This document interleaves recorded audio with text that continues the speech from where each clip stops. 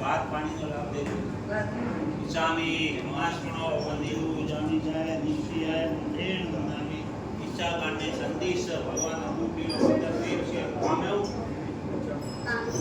जब कामे देव से जब किंचे अपति परपति बाते भाने बिने व्याप से आलावे सलावे विचारणे समासने अंतर भाषा डूबरी भाषा जंगल से मात वीणे परिणम समूह वा वात जिसमें जानम काम न जान विचक्षण विचार चामी कमाशनो वंदिनु जान जाए चामी कमाशनो वंदिनु जान जाए शिष्या मुनि जाने फाइनल संदेशों की इच्छामि कमाशनो जान शिष्या मुनि इच्छा कांडे संदेश भगवान फाइनल इच्छामि कमाशनो वंदिनु जान शिष्या मुनि इसकारी भगवान बताया है फाइनल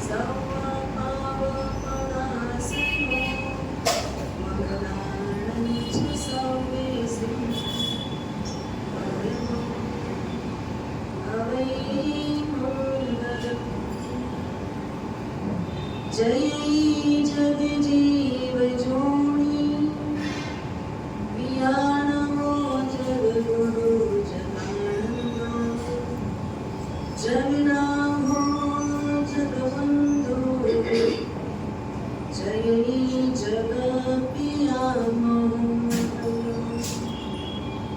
जय सुयानं भगवो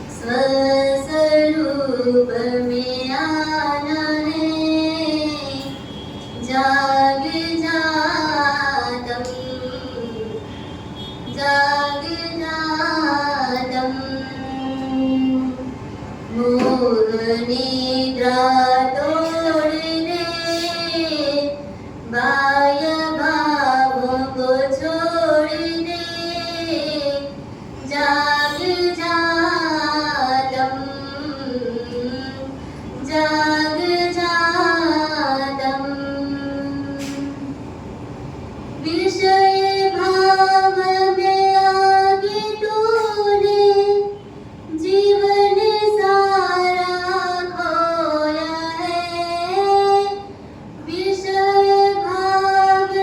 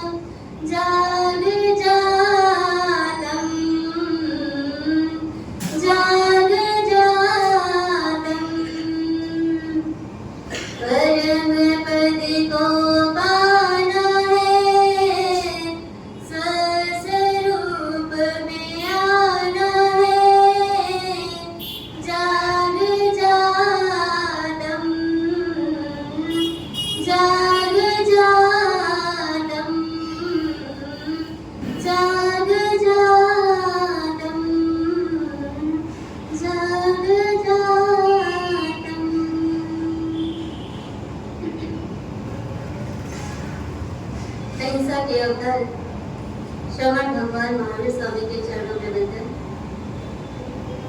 प्रातः स्मरणीय प्रगट प्रभावी चारों दादा गुरुदेव के चरणों में वंदन। कैवल्य धाम तीर्थ प्रेरिका प्रवर्तनी महोदया परम पूज्य गुरुवर्य श्री के चरणों में वंदन। मम जीवन उद्धारिका प्रवचन प्रवीणा परम पूज्य गुरुवर्य श्री के चरणों में वंदन।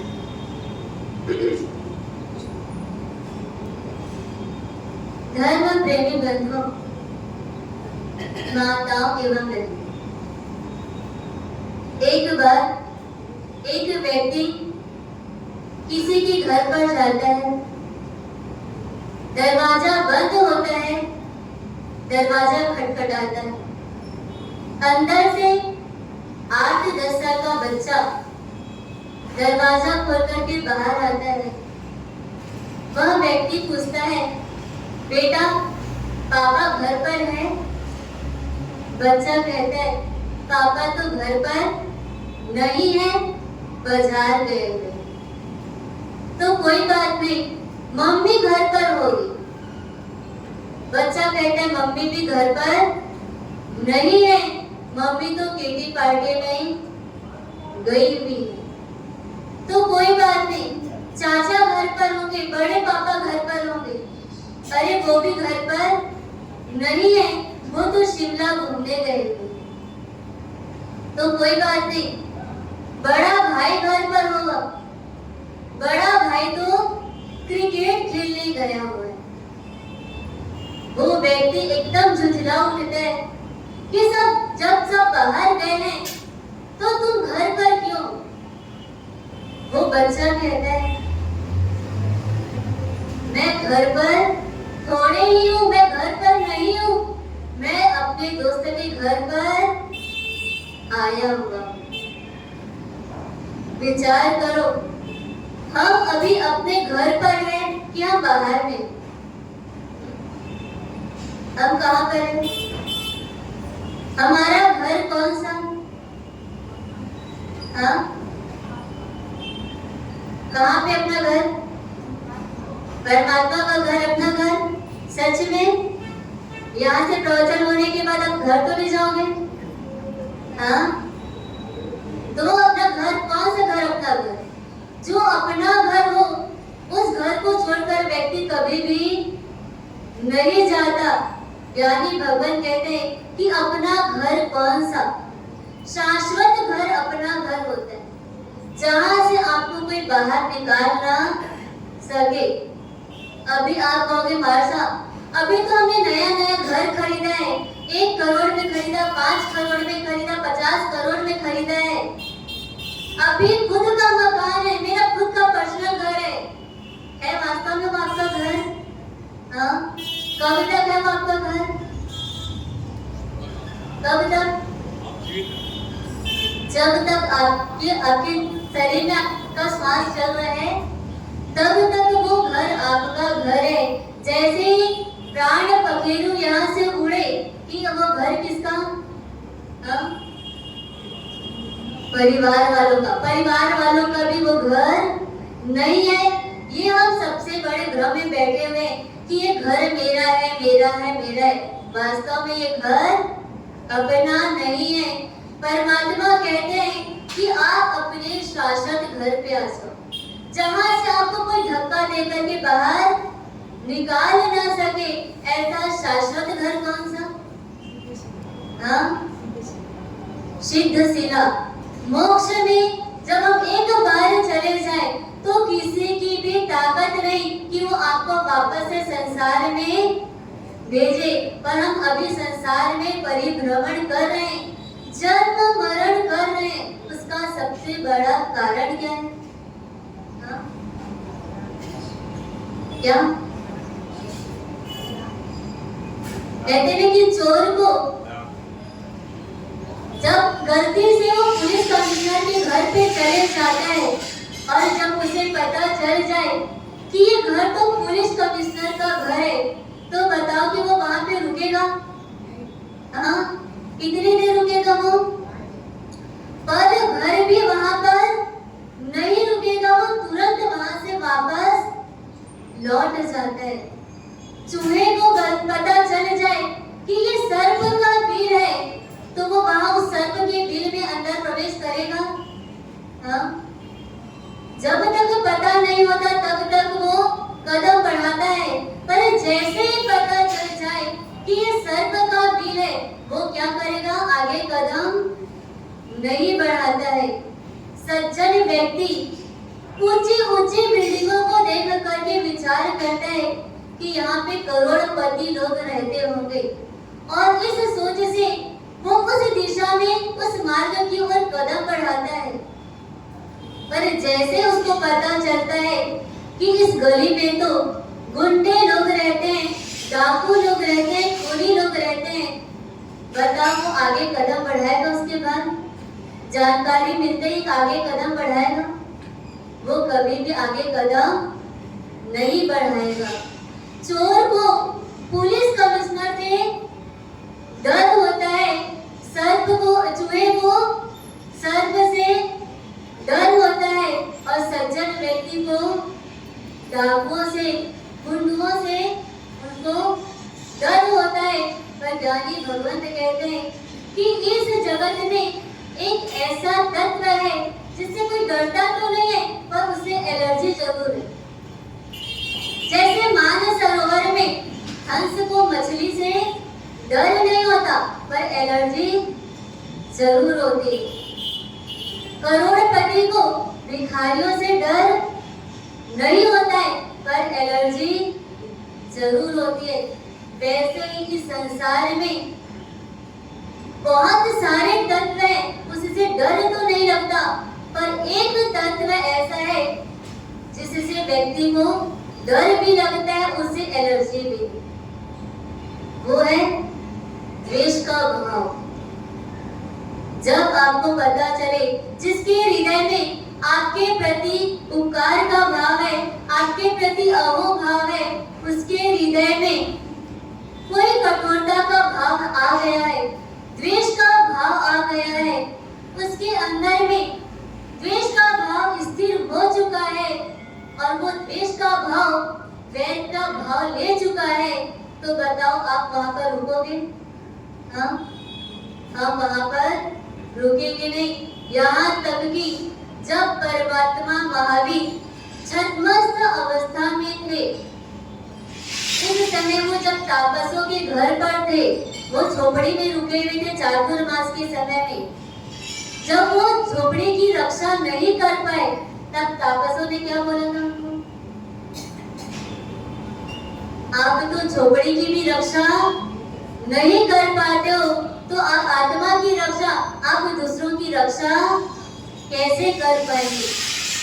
जैसे ही परमात्मा ने सुना यहाँ मेरे प्रति अप्रीति का भाव आ रहा है, द्वेष का भाव आ रहा है, तो परमात्मा जैसे परमात्मा भी चातुर्मास में ही वहां से विहार कर गए और विहार करने के साथ संकल्प भी कर लिया कि जहाँ पर अप्रीति का भाव होगा वहां पर मैं रुकूंगा नहीं, मैं वहां पर जाऊंगा भी नहीं।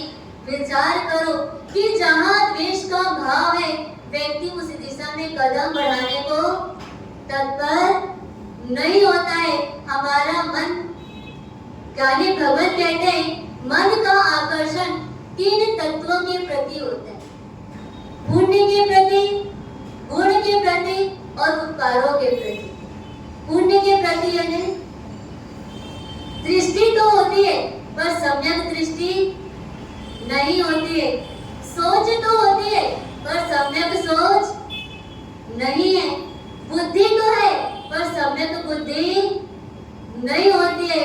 वो बाहर से ही सुंदरता, आकर्षण को देख करके, भौतिक चकाचौंध को देख करके व्यक्ति उस तरफ कदम बढ़ा लेता है।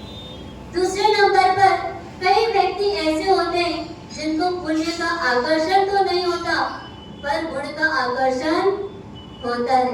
यानी वो व्यक्ति सोचता है ये सुंदर है तो क्या, बदसूरत है तो क्या, निर्धन है तो क्या, धनवान है तो क्या, पर इसके अंदर जो सरलता का गुण है, जो नम्रता का गुण है, उदारता, परोपकारिता का गुण है, पवित्रता का गुण है, कृतज्ञता का गुण है, वो कृतज्ञता का गुण मेरे जीवन में आ जाए तो मैं इस संसार से तीर सकता हूँ। वो व्यक्ति सोचता है कि इस व्यक्ति के साथ कभी भी मुझे रहने का योग मिले तो मैं उस व्यक्ति के साथ जरूर जाऊंगा, उस व्यक्ति के साथ मैं जरूर रहूंगा। उसके अंदर की एक तड़पन होती है कि मुझे इस व्यक्ति के साथ, गुणी व्यक्ति के साथ मुझे रहना है। कुछ व्यक्ति ऐसे होते हैं जिनको ना तो पुण्य का आकर्षण होता है, ना तो गुणों का आकर्षण होता है, वो सिर्फ उपकारों का आकर्षण होता है। जो व्यक्ति उसके जीवन में कुछ उपकार किया है तो वो व्यक्ति सोचता है कभी भी कुछ अवसर मिले तो मैं उसका साथ जरूर दूं, उसके उपकारों का ऋण हो सके तो मैं अवश्य रूप से चुकाऊं। तो ऐसे कौन से व्यक्ति हैं जिनके अंदर में वो कभी कहते कि पुण्य का स्वामी कोई है, गुणों का स्वामी कोई होते हैं, उपकारों के स्वामी भी कोई होते हैं। हर किसी के अंदर पुण्य नहीं होता, हर किसी के अंदर गुण भी नहीं होता, हर किसी के अंदर उपकार का गुण भी नहीं होता। पर ये तीनों चीज किसके अंदर है? अभी वर्तमान जगत में है किसी के पास? हाँ? किसके पास मिलेगा आपको? हाँ? किसके पास ये तीनों चीज मिल सकते हैं? तो कहते हैं कि वो अरिहंत परमात्मा ही ऐसे हैं जिनके पास शिखर स्पर्शी पुण्य के स्वामी है। वो आसमान स्वरूप गुणों के धारक हैं, नंदन वन स्वरूप उपकारों के कारक है। ये तीन स्थान एक आत्मा में, एक जीव में कौन है? अरिहंत परमात्मा। आप अरिहंत परमात्मा की शरण में जाओ और आपकी इच्छा, आपने जो संकल्प किया है वो पूरा ना हो, ऐसा कभी हो नहीं सकता। पर हम कौन सा संकल्प लेकर के जाते हैं? आप परमात्मा से क्या मांगते हैं? कौन सा सुख चाहिए? कौन सा सुख चाहिए परमात्मा के पास? आप सुख के लिए जाते हो परमात्मा के पास कि खाली देखने के लिए जाते हैं? कोई 1 करोड़ का हीरा सामने रखा हो, जैसे बोलते हैं ना कि एक बच्चा हो, उसको हीरे की कीमत समझना हो तो एक नजर करेगा उसकी तरफ, हीरे की तरफ, और अपनी नजर घुमा देता है, वो खेलने में लग जाता है। उस बच्चे को क्या कहते हैं? देखंदा। यानी वो सिर्फ देखा और वहां से लौट गया। दूसरे नंबर पे होते हैं निर्खंदा, यानी उस व्यक्ति को पता चला कि ये हीरा जैसा कुछ लग रहा है, उठाया, ऊपर नीचे घुमाया और वापस से छोड़ देते। पर जो जौहरी होता है वो क्या करता है? वो एकदम अच्छे से परखेगा, करेगा, और उसको जब पता चल जाए कि ये तो करोड़ों का हीरा है तो वो छोड़ देगा, देख करके वो निराश करके छोड़ देगा। क्या करेगा वो अपने घर पर ले आएगा, उसको तिजोरी के अंदर, तिजोरी में सुरक्षित रूप से रखेगा। यानी उसको हीरे की कीमत समझ में आ गई। हमको अभी मनुष्य जन्म की कीमत समझ में नहीं आई। अनंत परमात्मा साक्षात रूप से तो नहीं मिले, अप्रत्यक्ष रूप से हमको परमात्मा मिले और साक्षात रूप में गुरु भगवंत मिले। वो हमको परमात्मा की वाणी बताते हैं, मानव जीवन की महत्ता बताते हैं। फिर भी हम क्या करते हैं? एक कान से सुनते हैं और दूसरे कान से निकाल देते हैं। वो परमात्मा के प्रति जो तड़पन होनी चाहिए वो तड़पन हमारे भीतर नहीं आती, और वो जब तड़पन नहीं आती तो परमात्मा भी जो हमारी इच्छा है, जो हमने संकल्प किया है, वो संकल्प को भी पूरा नहीं कर पाते। तो ज्ञानी भगवान कहते हैं कि ये मनुष्य का जो भाव मिला है वो भगवान बनने के लिए मिला है। मनुष्य का जो तन मिला है वो तीर्थंकर बनने के लिए मिला है। मनुष्य का जो ये शरीर मिला है वो शिव बनने के लिए मिला है। वापस से जन्म मरण करने के लिए जन्म नहीं मिला है। तो परमात्मा के अनुसार, गुरु भगवंत के अनुसार हम अपने जीवन को जीना शुरू करें, जिससे हमारा जीवन सार्थक होगा। ये सुनो।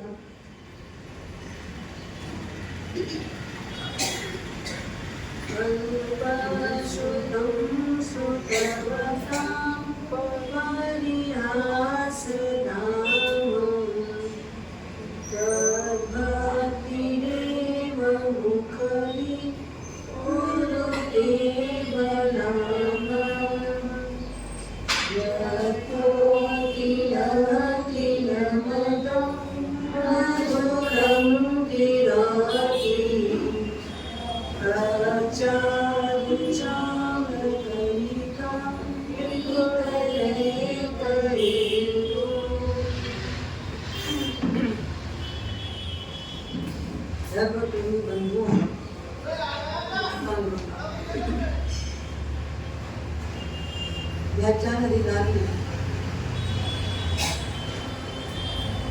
महोपाध्याय विमल विजय जी पारसा द्वारा रचित, विनय विजय जी पारसा द्वारा रचित सांख्य सुधारस ग्रंथ पर अपनी चर्चा चल रही।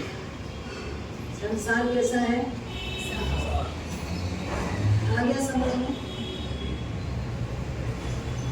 बुद्धि बस नहीं, हृदय बस। हाँ, अंदर से समझ आना चाहिए। जब अंदर से समझ आता है, आपको एक एग्जांपल देती हूँ। नारियल का आप लोगों ने देखा है ना? हाँ? देखा है नारियल? नारियल 2 प्रकार का है। पका हुआ नारियल का नारियल जो आता है 2 प्रकार से। जब भी कोई प्रभावना होगी तो लोग नारियल हाथ में लेते हैं, पहले काम के पास जाके बजाते हैं। कौन सा नारियल अच्छा लगता है? पानी वाला, जिसमें पानी बजे तो लगता है नारियल बढ़िया है, और जिसमें पानी की आवाज नहीं आती वो नारियल खराब हो सकता। वो नारियल तो एक ही प्रकार का है, पानी अंदर है तो अच्छा है, और पानी सूख गया है तो सड़ने की संभावना है। दूसरे प्रकार का नारियल होता है जिसमें बजाने से पानी नहीं बजता। क्या बजता है? नारियल खुद बजता है, अंदर जो गोटा है वो बजता है, वो भी आपको चलता है, वो भी चलता है ना। पर ज्यादा कौन सा चलता है? पानी, क्योंकि हम वैसे ही जीव हैं, इसलिए हमको सूखा गोटा जिसमें बजे वो पसंद कम आता है, और जिसमें पानी बजता है वो हमको पसंद ज्यादा आता है। पानी वाले नारियल में अभी पानी है, तेल नहीं, कम है तेल, और जिसका पानी सूख गया है, सड़ा नहीं है, पर उसमें गोटा बजता है, उसमें पानी का अंश नहीं है, क्या है? तेल का अंश है। लंबा चलेगा ना, तेल का अंश है, तो जब पील के उसका तेल निकाल लेंगे तो वो तेल हमारा साल भर तक भी चलता है। पानी निकाल के रख लोगे तो एक दिन भी नहीं चलता, एक दिन भी वो नहीं चलता है। देखो महत्व किसका है, वैल्यू किसकी है? अगर आप नारियल के जैसे हो, पानी वाले नारियल के जैसे, उस नारियल को अगर मान लो आपको स्वाद चखना है, अगर उसको आपको वापरना है, अगर नारियल यूज करना है, तो आप उस नारियल को जमीन पर पटकते हो ताकि वो फूट जाए, टुकड़ा हो जाए, और आपको अंदर का नारियल मिल जाए। हो सकता है चकमक ज्यादा किसमें? नारियल वाला पानी वाला नारियल सफेद दिखता है, एकदम व्हाइट दिखता है, सफेद दिखता है, पसंद भी आता है, दिखता भी अच्छा है।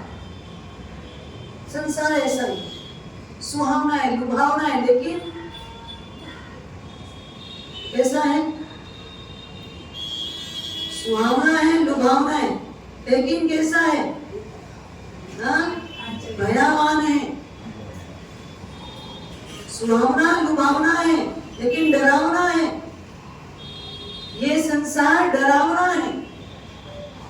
आप नारियल को जमीन पर पटकते हो तो बाहर का टुकड़ा बाद में होता है, वो अंदर से पहले ही टूटने लग जाता है। टुकड़ा किसका होता है? नारियल का। अंदर वाला नारियल उसके अंदर चिपका ही रहता है, लेकिन वो अंदर से टूटने लग जाता है। जितना प्रहार करते जाते हो बाहर का टूट नहीं है, इसका बहुत प्रहार करते हो, वो अंदर से टूटता जाता है, टुकड़े टुकड़े हो जाते हैं। और जब बाहर से भी टूट जाए, अंदर से भी टूट जाए, फिर आप उसको जबरदस्ती खींच खाच के निकालते, क्योंकि वो चिपका हुआ है। किससे चिपका हुआ? उसके अंदर संसार का राग का जल था। संसार सुहावना है, ये जल था, इसलिए वो चिपका हुआ था। बाहर चोट मारो तो उसको अंदर की भी चोट पड़ती है। बाहर कुछ होता है तो अंदर से ज्यादा माइंड से डिस्टर्ब हो जाएगा।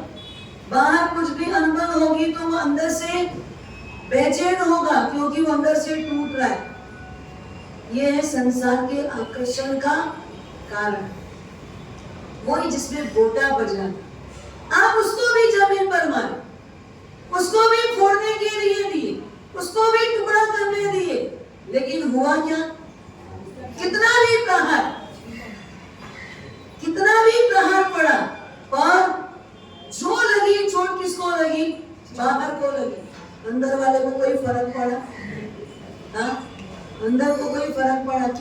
क्या फर्क?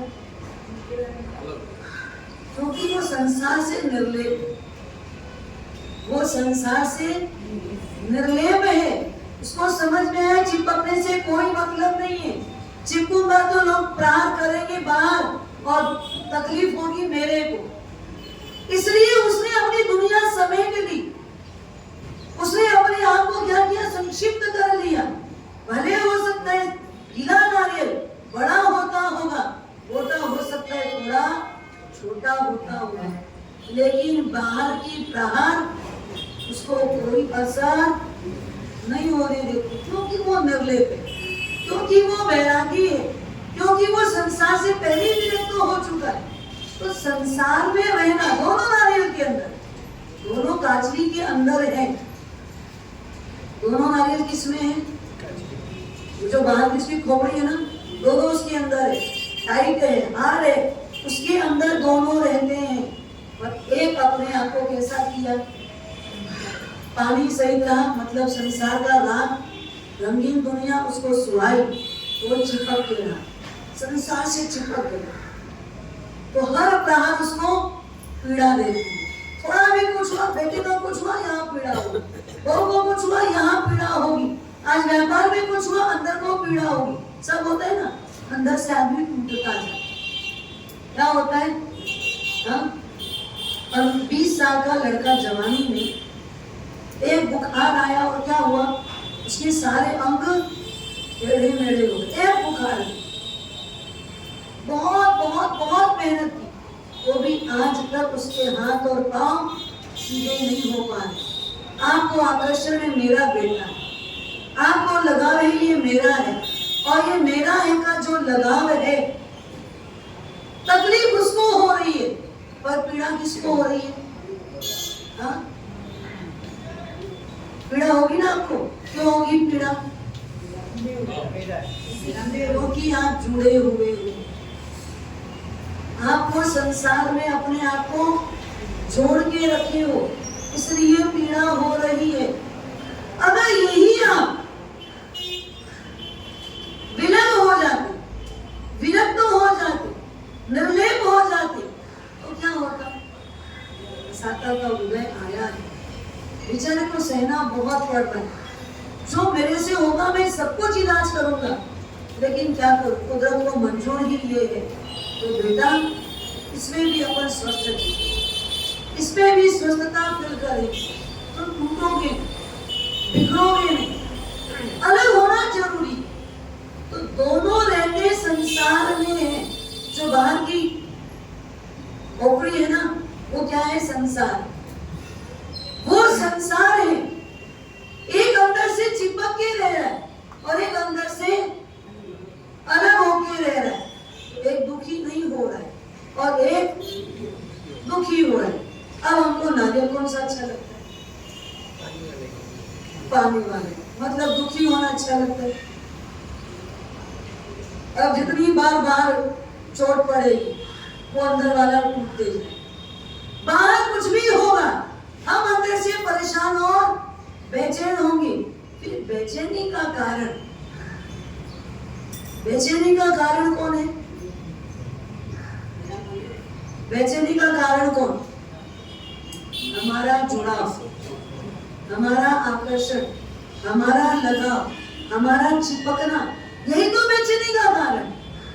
अगर जुड़े नहीं होते तो क्या होता? क्या होता? जुड़े नहीं होते तो बेचैन नहीं होते, परेशान नहीं होते, तो संसार में रहना बुरा नहीं है। संसार हमारे भीतर रहना बुरा, हम संसार में रहे उतना बुरा नहीं है, लेकिन हमारे अंदर संसार नहीं रहना चाहिए। जो पानी है ना नारियल के अंदर का, वही तो संसार है। जो उसको गीला गीला रख रहा है अंदर से, उसको अंदर से गीला गीला रख रहा है कौन? वो पानी। हमारे अंदर जो संसार है, ये मेरा है, ये अच्छा है, ये बुरा है, ये अनुकूल है, ये प्रतिकूल है, ये पराए हैं, ये अपने नहीं है, ये जो सारे राग रंग की दुनिया है, यही एक्चुअल पानी है।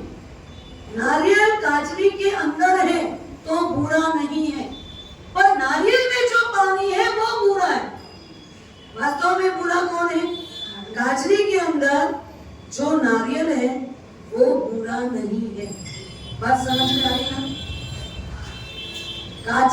जो नारियल है वो बुरा नहीं है रहना।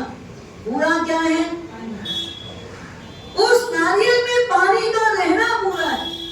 संसार में रहना बुरा नहीं है, पर संसार हमारे अंदर हो वो बुरा है। तो संसार भावना अगर समझ जाओगे तो संसार अंदर रहना चाहिए। हाँ? संसार अंदर रहेगा तो भावना समझ में आई कि नहीं आई? क्या? हाँ? 2 दिन पहले प्रवचन में बोला था, दुख नहीं, किसको निकालना है? दोष को निकालना। मुझे सुख नहीं चाहिए। अभी छोटे महादेव बोला, गुण की ओर दृष्टि बात करो, ना सुख देखो ना दुख देखो। सुख नहीं चाहिए हमको, क्या चाहिए? गुण। अगर आत्मा के गुणों को विकास कर लेंगे, आत्मा के गुणों का विकास हो जाएगा तो सब सुखी है ना, फिर कोई दुख होगा क्या? हम भागते किसके पीछे हैं? सुख के पीछे। हम किसके पीछे भाग रहे हैं? और किससे भागते हैं? दुख से भागते। मतलब हमको सुख दिखे तो हम लपकते हैं और दुख दिखे तो हम वहां से डरते हैं, वहां से भाग जाते हैं। वो हमको नहीं चाहिए। पर परमात्मा कहते हैं जीव न तो सुख के लिए भाग और न दुख से भाग। ना सुख के लिए भाग और ना तो दुख से भाग। भाग तो किससे? दोषों से दूर हो, और जहां गुण मिल जाए वहां तो दौड़ पड़। दोष से दूर जा और गुणों के तू नजदीक जा। गुण आएगा तो सुखी रहोगे। संसार में 2 ही प्रकार की ऊंचाई हासिल करनी, एक है साधना और दूसरी है समाधि। एक है साधना और दूसरी है समाधि। इसमें भी डिफिकल्ट कौन है? क्या अंतर है साधना और समाधि में?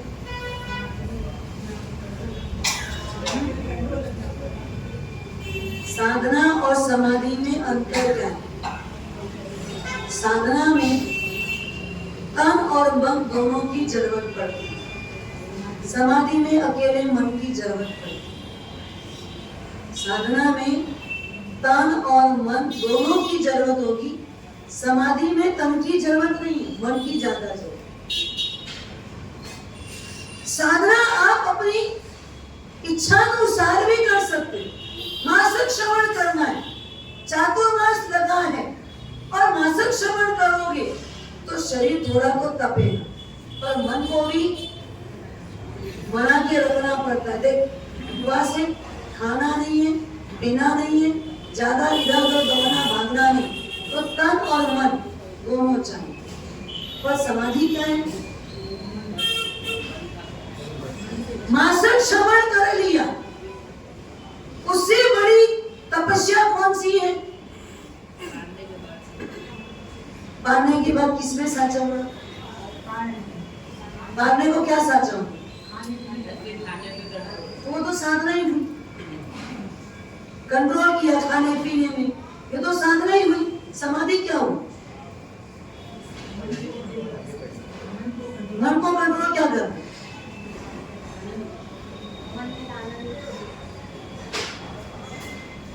वो भी साधना है ना। अनाहरि पद की प्राप्ति, ये सब साधना। समाधि क्या है?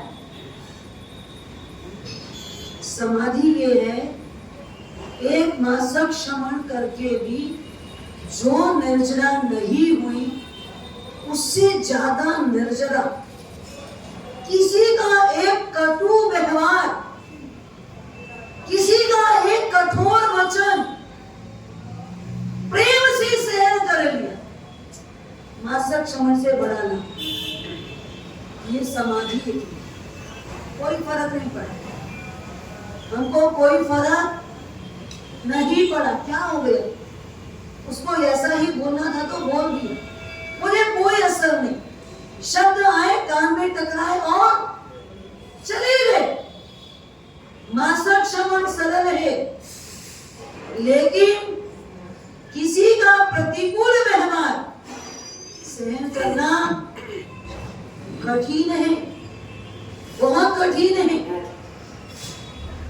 हम प्रतिकूल वातावरण आनंद से स्वीकार करें और ये बता के नहीं आई। आपने इच्छा पूर्वक आज मासिक श्रवण चालू किया है, 30 दिन में आपका मासिक श्रवण कंप्लीट होगा, ये भी तय है। एक दिन में मासिक श्रवण पूरा नहीं होगा। एक 28 करनी है तो कितना दिन लगेगा? 8 दिन। मासिक श्रवण करना है तो 30 दिन। सिद्धि तक करना है तो 44-45 दिन लगेगा। इतना आपको इतने दिन के लिए आप मन को मान सकते, मन को तैयार कर लेते हो। इतने दिन ऐसा उपवास करना है, ये नहीं खाना है, इस प्रकार से जीना है, इस प्रकार से रहना है, ये सब आपका सेटअप है, तन और मन दोनों का। चलते चलते चलते अगर पारना में बैठे हो, सिद्धि तक चल रहा हो, 5वीं 6वीं 7वीं पारी हो और उकाली आई, गरम नहीं थी, गरम नहीं थी, शांति से चली जाएगी ना उकाली अंदर, अंदर तो जाएगी लेकिन मन जाने नहीं दे। हाँ, वहां क्या भंग होगी? समाधि टूटेगी। उकाली चाहिए थी, उकाली मिल गई, लेकिन उकाली जैसी चाहिए थी वैसी नहीं मिली तो क्या होगा? समाधि भंग, समाधि टूट गई। और संयोग से क्या हुआ? आपके पहले बैठने वाले 5 लोग वो हैं जो लाभार्थी परिवार के हैं।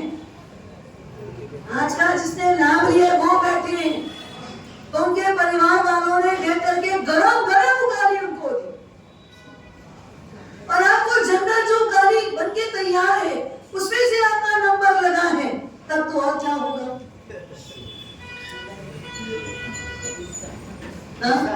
5 उपवास का पालना है, साधना की है। आप 5 दिन बिना खाए पिए रह गए हो, उसके पहले 1 दिन खाया, 4 उपवास और किया, उसके पहले 1 दिन खाया, फिर 3 उपवास किया, उसके पहले 1 दिन खा के 2 उपवास किया। आप सोचो 2, 3, 4, 5 इतने दिन के आप उपवास कर सकते हो, लेकिन आधी कटोरी उकाली, क्या ठंडी क्या गरम, उसको क्या मिला, मुझे क्या मिला, क्या फर्क पड़ रहा है? और अगर फर्क पड़ रहा है, आप ठंडी नहीं पी सकते हो, आप ईमानदारी से प्रेम से बोलो, भैया थोड़ी उकाली ठंडी है, गरम मिलेगी क्या? बिना मन में दुर्भाव लाए, बिना मन में गलत भाव लाए, उसको दिया, उठ के चलते बनो। बस यहाँ यही चलता है। क्या चलता है? राजनीति बोलते हैं इसको, इसी को राजनीति बोलते ना, क्योंकि मुझे ना ऐसे छोटी उम्र में दीक्षा लेने का ज्यादा ये सब पाले पड़े नहीं शब्द, पर अभी हम समाज के भी जब भी कोई बात करते ना, लोग एक ही बात बोलते हैं, राजनीति बहुत चलती है, वह समाज में राजनीति बहुत चलती, मंडल में राजनीति बहुत चलती। समझ नहीं, राजनीति होती क्या है? मतलब एक के साथ कुछ, दूसरे के साथ कुछ, यही ना, अंदर कुछ बाहर कुछ, बताते कुछ है, करते कुछ है, इसी को सब राजनीति बोलते हैं क्या? हाँ, यही सब राजनीति में आता है ना। मतलब खेल कुछ होना है और एडवर्टाइज कुछ और चलेगी, मतलब ये सब राजनीति है। इसके साथ कुछ व्यवहार, इसके साथ कुछ व्यवहार, अपने लिए पैसा बचा लो, दूसरों के लिए खड्डा खोद दो, ये सब क्या है? राजनीति। वो 5 लोग जो बैठे हैं उनको गरम उकाली मिली, दर्द उसका है, देखो ठंडी मिली, उसका दर्द कम है, दर्द ज्यादा किसका है? हाँ, दूसरों को। समाधि क्या है? यही तो समाधि है। अगर आपको शरीर के हिसाब से कुछ प्रतिकूल लगता हो, अगर आपको प्रतिकूल है, मैं ठंडा पी तो लूंगा, लेकिन मेरे को जो थोड़ी सी शरीर में शक्ति चाहिए, एनर्जी चाहिए, मेरी नसें सुप्त हो रही है, इसलिए मुझे थोड़ी गर्म की रिक्वेस्ट है, आप उसको प्रेम से पूछ सकते हो ना, प्रेम से बता सकते हो ना। हाँ, बताएंगे नहीं यहाँ, और कहाँ जाके बताएंगे? हाँ, उसके लिए तो प्रमाण पत्र वहां देना ही पड़ेगा कि नहीं? कितने मंदिर में जाके प्रमाण पत्र देंगे? कितने उपास्य में देंगे? कितने व्यक्तियों को देंगे? अरे पता है महावीर स्वामी ने ये कल जीवन था ना, वो 4 ट्रस्टी आए ना तो गरम पूड़ी आई थी, और हम लोग जब जिमने गए ना बस वो ठंडी चल गई। बस इतनी सी एडवर्टाइज आप कहाँ करोगे? कहाँ करोगे बोलो? हाँ, यहाँ से उठोगे ना नीचे जाके भी करोगे। भले ना वो महावीर स्वामी के मंदिर में खड़े रहेंगे, जहाँ करम नहीं बांध रहे वहां भी बांध रहे, हाँ वहां भी खड़े होके करेंगे हम, वहां से नीचे उतरेंगे, और अगर कोई जो यहाँ नहीं आया उसके भी पास जाके करेंगे। कल जो मिलेगा उसके पास भी बोलेंगे, 3 दिन बाद जो मिलेगा उसके साथ भी बोलेंगे, और अगला जब जीवन होगा ना तभी ये बात को हम रिपीट करेंगे। ऐसा होता है यहाँ पर। एक महावीर स्वामी की बात आप कहीं भी जाओ, क्यों समाधि को तोड़ते हो? आप साधना कर सकते हो, साधना का रिजल्ट बाद में आएगा। पहला रिजल्ट किसका आएगा? और जो ओरिजिनल रिजल्ट चाहिए आपको, सुख, संतोष, शांति, प्रसन्नता, उसका रिजल्ट किससे आएगा? साधना से या समाधि से? समाधि से आएगा। तो आप सुख के लिए मत भागो, गुणों के लिए भागो। अगर मान लो आप खड़े थे लाइन में, आपके 4 लोगों के बाद एकदम बुजुर्ग आदमी खड़ा है, बेचारा खड़ा नहीं हो पाता, तो कोई व्यवस्थापक उसको आपके पहले ले आया, तो आप क्या करोगे? हाँ, सहज भाव से, बड़े प्रेम से, कोई बात नहीं, इनको पहले तो ये तो खड़े नहीं ले पाएंगे, इनको ले दो आगे, चलेगा? मैं तो इतनी देर से खड़ा हूं, हमारी कोई वैल्यू नहीं, इतने पीछे है, उनको आपने पहले ले आया। व्यवस्था दे, कोई कारण होगा, शारीरिक श्रम उनका नहीं दिख रहा है, इसलिए उनको आगे दे दिया, भाई आप पहले आ जाओ। हमारे अंदर प्रेम आया कि नहीं आया? ये प्रेम हमारी समाधि, ये हमारा गुण है। हमने इसका विकास करने की बजाय किसका विकास किया? मैं पहले खड़ा हूं तो मुझे पहले ही मिलना चाहिए। तो समाधि को ज्यादा महत्व दीजिए। साधना और समाधि करना दोनों है, मासिक श्रमण भी करना है, 28 भी करना है, रात्रि भोजन भी छोड़ना है, जमीकन भी छोड़ना है, आपको तप भी करना है, त्याग भी करना है, सब करना है। और साथ में क्या इंक्लूड करना? वैराग्य। क्या इंक्लूड करना? वैराग्य। कोई राग नहीं, कोई बात। पता लगा सबको निपटाते जब आपका नंबर लगा तो लास्ट में पूरी भी 2 बची थी, वो भी एकदम घी और तेल वाली ज्यादा हो गई। अब आपको ये नहीं खाया जाता, अब जो बनने का पॉइंट था वो भी एंड हो गया, हो सकता है वो भी एंड हो गया। तो समाज में तो क्या व्यवस्था ही ऐसी रहती, हम गए तो हमारे लिए बचा ही कुछ नहीं। अरे भाई इतना मत, असमाधि में जाओ। आप देखो बाकी स्टोर में क्या लगा हुआ है, चावल बचा था, सब्जी बची थी ना, देखो खा लो, ये भी प्रसाद है। ये यहाँ पर क्या है? प्रसाद है। आराम से, भाव से, चाव से जो बच गया वही ले लो, ना डिमांड करो ना कंप्लेंट करो, बाहर जाकर किसकी चर्चा भी मत करो, और अंदर वाले को बोलने का मौका भी मत दो। समाधि क्या चाहिए? समाधि। और हम घर में तो भीगी बिल्ली रहते, हाँ घर में कैसे रहते? भीगी बिल्ली। और समाज के जांचा में आ जाएंगे तो हाँ हमारे से बड़ा कोई शेर ही नहीं, सब आधा में सामना करने को तैयार है। कहाँ हो आप? कहाँ हो? इसका तो ध्यान रखो, किस जगह पर हो। घर पे तो क्या भाभी के सामने नहीं चलती, घर पे मम्मी के सामने नहीं चलती, घर में बड़ी मम्मी के सामने नहीं चलता। जो जैसा है वैसा जी लो। बड़े पापा को पसंद नहीं, दादा को पसंद नहीं, घर से बाहर जाने नहीं मिलेगा तो नहीं चलेगा। आवाज बिल्कुल पसंद नहीं घर में दादा को, तो आवाज वहां नहीं चलती। लेकिन मंदिर में शोरगुल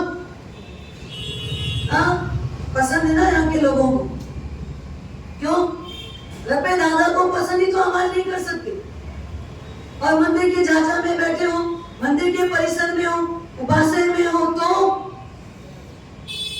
नॉन स्टॉप जैसे कोई बाजार लगाओ, समाधि बना। करना क्या है? समाधि बना। एडजस्टिंग नेचर में जो है उसमें क्या करो? एडजस्ट करो, डिमांड मत करो। खुश रहने की कला सीखो, सुखी रहने की कला सीखो। उसको बोलते हैं गुण संपन्न होना। क्या बोलते हैं? अगर आपके अंदर ये गुण है तो 4 लोग आपके करीब आना चाहेंगे। अगर गुण नहीं है तो 4 लोग जो नजदीक होते वो भी क्या होंगे? दूर होने की कोशिश करेंगे। एक जगह पर एक व्यवस्थापक ने बोला, महाराज साहब ये 200 लोग खाना खा के मेरा टेंशन नहीं आती, पर ये 2 लोग जब आते ना बहुत टेंशन आता है। ये 2 लोग जब खाने के लिए आते ना बहुत टेंशन हो जाता है। ऐसा नहीं, वैसा नहीं, ऐसा ये नहीं है, वो नहीं है, ये डाला नहीं, वो डाला नहीं, इसमें टेस्ट ठीक नहीं, उसमें टेस्ट ठीक नहीं। मतलब बोले 200 लोग खा लिए ना, कुछ नहीं लगा हमको। तो ये जो 2 लोग खाना खाने आते हैं ना, ये इतना बोलते, इतना इरिटेट कर देते हैं कि आदमी को ऐसा लगता है लोगों को खिलाना ही नहीं, जो है भैया ले ले खा ले, हम खड़े ही नहीं होंगे ना। आप सोचो आपने क्या इज्जत बनाई, क्या इज्जत है आपके पास? आपको लोग देख करके भागना चाहते।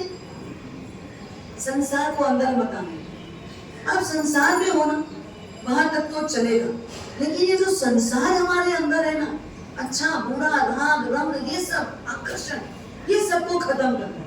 वास्तव में हमारी जो ओरिजिनल साधना है वो समाधि की। जो हमारा धर्म है वो क्या है? समाधि का है हमारा धर्म। आज आपको उपवास करना ही पड़ेगा, ये नहीं बोलता। क्या बोलता है? लेकिन आज मन को शांत रखना ही पड़ेगा। ये हमारे यहाँ साधना वास्तविक है, यही हमारे यहाँ समाधि। इसी समाधि को वास्तविक साधना बोला गया है। और हमने क्या सोचा, तो बड़े प्रश्न कर लोगे तो काम हो जाएगा, लेकिन वो करना चाहिए, वो भी पाइए तब आप बेहतर तब करना है। तो संसार अंदर नहीं चाहिए। हम भले संसार में वो तो चल रहा है, लेकिन संसार अंदर नहीं चाहिए। तो संसार भावना को इतना सा समझने की कोशिश करना, मैं संसार में हूँ तो नुकसान नहीं है, पर मेरे अंदर अगर संसार है तो नुकसान है। इसलिए मुझे मेरा नुकसान नहीं करना है। तो क्या नहीं करना है? अपने अंदर संसार को नहीं रखना है। मेरे अंदर संसार ना हो तो पानी वाला नारियल नहीं बनना। कौन सा नारियल बनना? छोटा सूखा नारियल। बजे तो बजने दो, कोई बात नहीं, लेकिन बाहर कितना भी नुकसान होगा मेरे अंदर में कोई विचलितपना नहीं आएगा, मैं अंदर से परेशान नहीं होऊंगा। तो बस ये हमारी समाधि और साधना बरकरार है। ओम शांति शांति।